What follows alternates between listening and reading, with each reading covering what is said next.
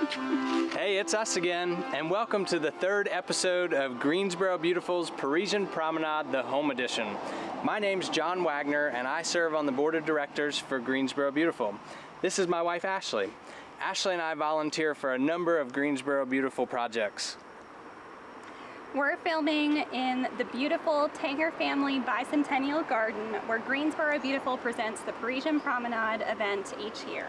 But as we've mentioned in previous episodes, it was necessary to cancel the event this year. So we've created a way for you to experience the event online from your homes. The Home Edition will showcase special garden areas, feature a few of the excellent artists and wonderful performers, and provide a way for you to participate in an online garden quest. And we'll even have a virtual Poodle parade. This is our third in a series of four 30-minute videos to bring this event to you at home. We invite you to join in and share your comments, and if you like what you see, please use the link on the bottom of your screen to show your support. Now, during today's episode, we'll answer 3 questions listed on this week's Garden Quest, our virtual scavenger hunt. You can go to our website at greensborobeautiful.org, click on the Garden Quest link provided for a list of these questions, and you can submit your answers at the end of the episode. In today's episode, our first garden highlight is the Rock Garden, designed and curated by Greensboro Beautiful volunteer Jeanette Wyndham. Jeanette is here with Ryan Richardson, supervisor of the Tango family bicentennial garden. Jeanette and Ryan, tell us, what is a rock garden? I'm Jeanette Wyndham. I'm a volunteer with Greensboro Beautiful and have been for a little over 40 years. So this last project of mine, designing and being the curator of the rock garden, has been my most fun project and my most fun that I've had. I've worked more with the staff here, and rock gardens are simply, to put it simply, are gardens that have plants and rocks. That's simple enough. They can be any type, depending on the design and the location. Some are quite large, some are quite small, some are water gardens. So it's quite a variety you have, and where you're located depends a lot on the plants you choose. For this garden in particular, I've chosen the majority to be conifers. Some people don't seem to understand that conifers are simply plants that have cones. They can be evergreen or deciduous, and there are some conifers like the larch that has broadleaf plants. So the main reason I have chosen conifers because they are low maintenance. Most of them are low maintenance plants. They come in many different shapes and colors. They are, all you need really is to plant them and sort of forget about them. Don't over take care of them. They don't like fertilizer too much or they get too large, especially for a place like this. And they do need to be well drained, and that's one of the main requirements of a rock garden. You want mostly rain, and this has pebbles ground into the soil so they will drain well. Other than conifers, I've added a few interesting flowering low ground covers for the season. Like this particular plant here, the pink flowers everyone wants to know about. The common name is just Georgia basil or Georgia savory. The botanical name is a little bit long and hard to pronounce, so I won't do that. The other plants that do well in a rock garden are sedums. Most of these low ground cover plants down here are sedums. They do have small blooms, but the most important thing to remember about all the conifers, there are so many different types. Like that's a Cephalotaxis. This is a Camasiferous, but that little one behind it is also a Camasiferous, and so is that one. I have about 7 or 8 different Camasiferous, so you really need to know the plant as to how tall it's going to be before you plant it, and that goes anywhere, whether you're in a home landscape or a rock garden. Alpine plants that do quite well in the higher elevations, often listed as rock garden plants. They do not do well in North Carolina. It gets too hot for them. It takes a real specialist to grow alpine plants in our area. So you want to stick to things that like the climate as well as the soil. And if you don't amend the soil in a real hard clay area, rock garden plants don't do well at all. The color combinations you will see that I have used down there, I like the yellows and grays and the burgundy colors that you can get in most all conifers. And some of the sedums are quite interesting. Other ones we have planted here in order to hold our mulch as the gravel. So kids like to play in that. So we planted things to sort of pretend that. So the blue-gray plant right there by the rock is also a sedum. So quite a few, about as many different sedums as they are conifers. Some now they're calling miniatures, some are dwarfs, most of mine are dwarfs and intermediate sizes. And be sure to read the label when buying a conifer because it will tell you how much it grows in 10 years. Like most dwarfs should not grow more than 3 inches in 10 years. So you want to watch that. So other than that, I think just choosing the rocks were one of my most fun things because I'm a hiker and I've been in the Rocky Mountains and several other areas that have interesting rocks. So I had the pleasure of going out to Stone Rock Company and picked out all the rocks, and I stood here and told all the 6 men how to put them in there. So that was a lot of fun. And the heucheras and a few other plants that have already bloomed. That's what this is, a heuchera, and commonly called coral bells, but that's a cultivar, and there are many different kinds of heucheras as well as conifers. Okay, the working relationship between Greensboro Beautiful volunteers and City of Greensboro Botanical Garden staff is integral in helping our specific gardens fulfill the needs and maintenance responsibilities. Our volunteers work very closely with city staff, specifically the areas of the garden which each staff is assigned, and if they have a need or a request, they communicate that with me and or my staff. And we are always looking for new volunteers for Bicentennial Gardens, so if you are interested, please feel free to contact Greensboro Beautiful. Thank you, Jeanette and Ryan. I'm sitting on a bench on the walkway by the Fragrance Garden. This area features aromatic flowers and plants in this raised bed bordered by a beautiful stone wall. There are a number of additional benches tucked into the wall along this walkway, and from these benches you can peer down over the area of the garden by the student sculpture. Our first featured artist today is Cristina Fisher. Cristina creates watercolor paintings, cards, paintings on tiles, and more. Cristina joins us now to talk about her work. If you'd like to contact her, use the link at the bottom of our screen. Hey, I'm Cristina Fisher. First of all, I'd like to thank you all for joining us on the home edition Parisian Promenade. Just to give you a little bit of background about myself, this would have been my 4th year here as an artist at the show. This is just a sampling of some of my work that I would have brought. I started painting with the watercolors back in high school. So I've been doing watercolors for a very long time. The alcohol inks have only been about 3 years. Okay. So I have a Bachelor of Fine Arts degree from Washington University. I started my career out as a graphic designer, and when my first child was born, I became a freelance artist. It was about 4 years ago that I decided I wanted to focus primarily on the paintings, and so at that point, I focused in on the art festivals, and I've been doing those full-time since.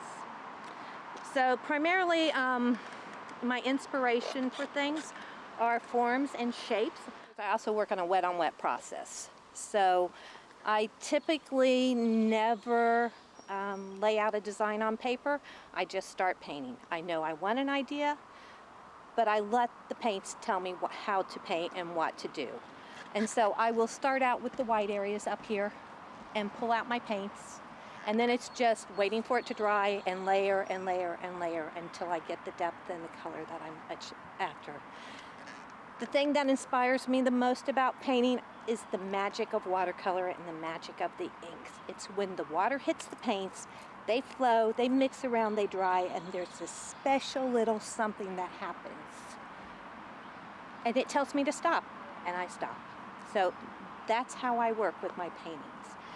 The other things that really affect me are color, obviously. There's the alcohol inks, which are very bright. The watercolors are more subtle.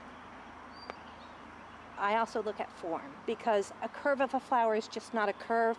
There's a lot of different angles in there that make that curve up, and I'm always intrigued if I can move an angle a certain direction, can that leaf pop off the page quicker and better.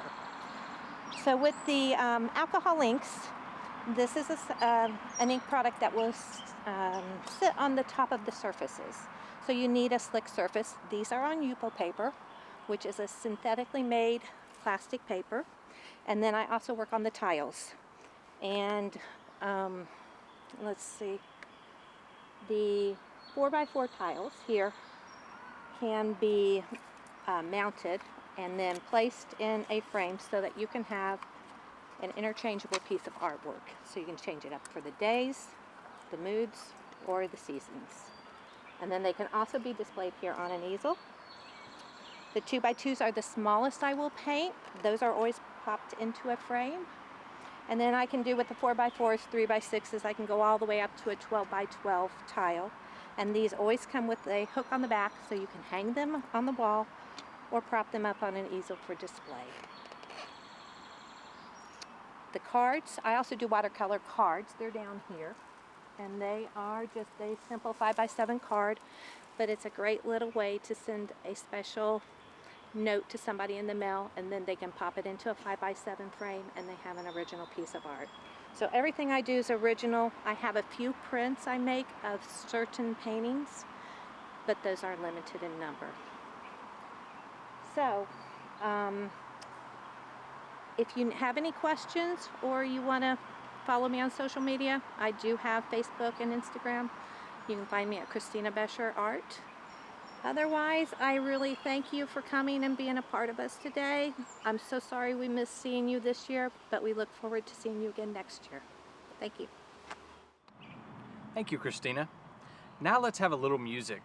Our guest, Tony Lowe, sees himself on a journey as a lifelong musician, constantly evolving as a songwriter and an artist.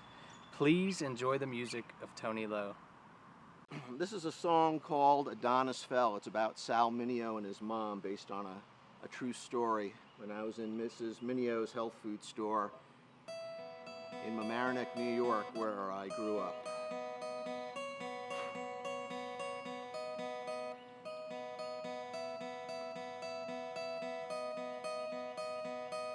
It's a little mellower. There's the store over there. Let's go inside to see her. Not much life anymore, a sudden circumstance. Ba-da-da-da-da-da-da. She sits behind her desk with trepidation, like a sad old bird, too scared to leave her nest. Cries shatter the night, now he lays all alone. He's been out of sight, 3,000 miles from home. Folks come inside to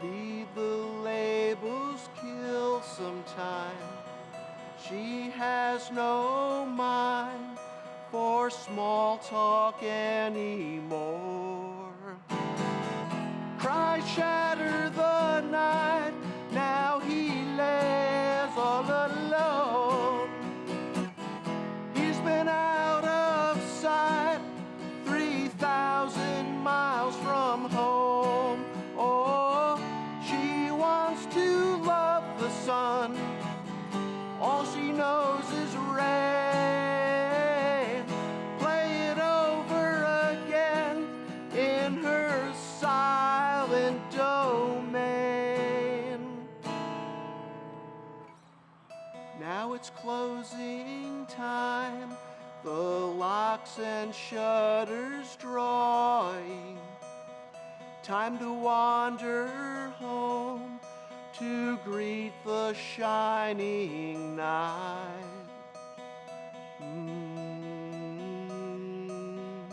Ba-da-da-da-da-da.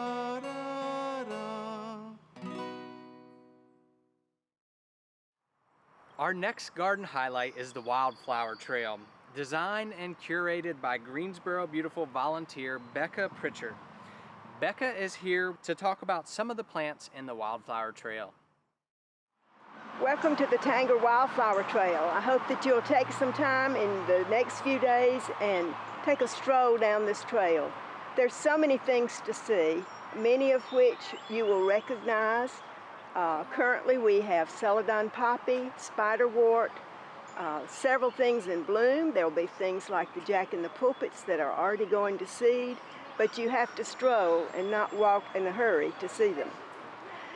This started many years ago. Back in 1977, Nell Lewis put this trail in, and then in 2012, I started to try to revitalize it a little bit. You will notice that the upper level is full of native ferns. That is to help when the summer months get hot. I hope you will walk through this trail to cool off as you're doing your daily exercises through the park, through the gardens. There are many things that will bloom throughout the summer if you have sunshine. But as you see, this is mostly shade. So there is a peak time for everything. You will find that in early March, you will see the first couple of wildflowers come up. One of the first ones is bloodroot, has a white blossom, so you'll be able to recognize it. And then they begin to really get full along the trail between April and early June. Then some of them die completely down for the hot summer months, and they will not be seen again until next spring. There are several areas that have wooden logs. We've tried to make it natural so that you feel like you're walking in the Blue Ridge Parkway or somewhere where it's cool and nice and quiet. Please come and enjoy it and see what your Greensboro Beautiful funds are doing to help make this garden extra special. I could not do any of this without all the help from the garden staff. David has especially been helpful throughout the years and helps me put in the things. If I'm in the garden in my green t-shirt, please stop and say hello. I would love to visit with you. Thank you. The game pétanque is perhaps the sport that is closest to French hearts. Similar to British lawn bowling or Italian bocce, the French version is traditionally played with metallic balls on a dirt surface. Pétanque has been featured at Parisian Promenade each year, and recently the Greensboro Parks and Recreation Department developed a permanent pétanque court on the Caldwell Park property. Here to tell us about pétanque and how it is played is John Wilson from Carolina Pétanque. Hi everybody, I'm John Wilson. I'm with Carolina Pétanque. I've been playing pétanque for about 4 years. The game of pétanque is played similar to bocce. We use steel balls, a small little pig called a cochonnet, and the idea is to stand in a circle, and the word pétanque means feet planted. So when you throw your bull, you're not supposed to move your feet off the ground. So when you throw your pig, you throw that from 6 meters to 10 meters, which is roughly in yards, and you try and throw your bull or ball closest to that pig. The one that gets closest to it scores the point. There are different things to do to keep people from getting that point. You can shoot them out and stay close, hopefully, or you can just roll in closer to the pig. After everybody has thrown their bulls, you count up who is closest, and that is your point tally for that round, or men, or end. And then you start again from that end where the pig was and throw your pig back to the opposite end. So you play back and forth in the game. The game is played to 13, and whoever has the tally of 13 at the end wins the game. And that's it. The pétanque court at Bicentennial Gardens was built in 2019. It is the only nationally accredited court within North Carolina, South Carolina, and Virginia. We designed it and built it in-house. Then we landscaped it. And now it is open to the Greensboro chapter of Pétanque America, the Winston-Salem chapter of Pétanque America, and anyone that is part of pétanque or wants to learn pétanque and visiting the Botanical Gardens. Our next featured artist is Josh Hendry. Josh specializes in pet portraits, and he's here now to show off a few examples. If you'd like to contact him, use the link at the bottom of the screen. Welcome, Josh. Well, welcome everybody to Parisian Promenade Home Edition. I'm Josh from Pets by Josh, and what I do is I specialize in capturing your pet's personality. So if you look at some samples of my work, I enjoy painting very close up so you can see the eyes, which I think really captures the personality. Now this is something that I've been doing since I think 2001, almost 20 years now. And I started out in colored pencil, really uber high detail. And it was a lot of fun, but it took a long time to produce those paintings. And now I've developed a product that I think is a lot more closely tied to the pet's personality and a lot more fun. So this is a blue pit bull named Star. And this is from my Animal Kingdom collection. This is called Whisker Away. And this is Daisy, a beautiful boxer.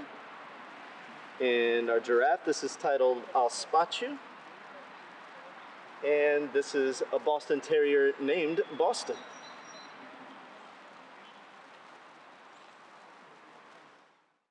So my website is down below. You can see the text there. And I have a fan club. If you'd like to join the fan club, all fans get access to a secret page on the website that gives you a forever discount on your portraits, which is fantastic. You also get to vote on what I paint each month because I have an Animal Kingdom collection that I'm kind of just continue to build up month by month, and the fans get to vote. So for instance, I believe this was March or April's vote from the fans was a giraffe, and then last month's was a fox. And so if you want to know what the next month is, you should go on and vote because you get to decide and help me decide. We offer 3 sizes, starting at 8x10s, then 11x14s, and 16x20s, and we also do custom sizing. So all of those things are available for you. Make sure to follow me on Instagram and Facebook as well. Thank you, Josh. And before we go, we want to tell you how you can participate in the virtual Poodle Parade. Visit our website at greensborobeautiful.org, click on the Parisian Promenade Home Edition link, then click on the link to the Poodle Parade entry form. As part of our final episode next Sunday, we'll feature a photo lineup of all the entries. Your pet doesn't have to be a poodle to enter, and this year only you can enter any pet, whatever type of animal it is. After the episode has aired, we'll have a drawing from all the entries received, and the winner will receive a gift basket donated by All Pets Considered. Thank you for joining us. We hope you enjoyed this episode of Parisian Promenade, the Home Edition, brought to you by Greensboro Beautiful. You can show your support by using the link at the bottom of the screen. Greensboro Beautiful makes this event possible each year with private donations from the community. Donations from people like you who help us bring these events to our community, as well as tree plantings, litter cleanups, and continued enhancements to each of Greensboro's 4 public gardens. Donations in any amount are truly appreciated. We'd like to offer a special thanks to the Greensboro Regional Realtors Association for funding support, to 88.5 WFDD for providing promotional support for each of our garden events, and to the City of Greensboro for being a part of this wonderful and unique partnership for the last 50 years.